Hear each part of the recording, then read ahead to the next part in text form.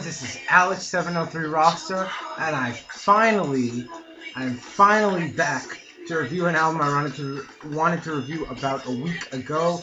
Finally picked up my new copy of it, MGMT's Congratulations. Gotta look at some of the artwork here. See that? You see that? Anyway, so MGMT's Congratulations. Sorry this is a late review, by the way. But let's start off by saying that a lot less people are gonna like this album than they did their first album. However, it doesn't mean it's worse. It's just not as designed for pop audiences. Their first album had hits such as Time to Pretend, Kids, and Electric Feel that pretty much rocketed them into like mainstream hipster success. And those songs were good songs. But one has to keep in mind that Time to Pretend and Kids were written in 2005. They were released in 2008, but written in 2005. So MGMT have come a long way since writing those songs. And this album just shows it. They take their more psychedelic influences and put them at the forefront of their music instead of keeping them behind the pop element this time. Here they put them in front of the pop element. Some of the songs have very weird structures. Flash Delirium is a great example of that, although that's the actual poppiest song on the entire album.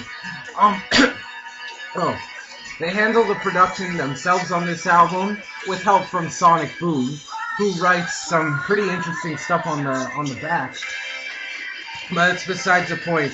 And what they did is they changed it from being synthesizer pop here to something completely else, completely weird, and something that is most likely going to kill their pop career, as I have heard a lot of my friends who used to like MGMT going like, I don't like this album, whatever. I think it's brilliant that they made that move. Awesome move. But this album isn't totally perfect. There are some problems with it. First of all, they sometimes try to pack way too many ideas into one song. I like songs to be layered. I like songs to have a lot of stuff going on in them. But they put way too much stuff. And the prime example of that is the song Siberian Breaks. It's 12 minutes long, and I think it's meant to supposed to be like their epic on this album. But what ends up happening is there's just so many different things going on, so many different ideas, random changes in pace, random changes in tempo. Could have just been split up into 3 different songs and it would have worked. But all packed together into one song, it kills the momentum of the album in a place where it should be sort of carrying it onto the latter half. Yeah, that happens a bunch of times, but all in all though, very, very good album. Siberian Breaks does kill the pacing, but the originality is very good. The production is very good. Very, what we've come to expect from Brooklyn bands in this past decade. That style of production, psychedelic.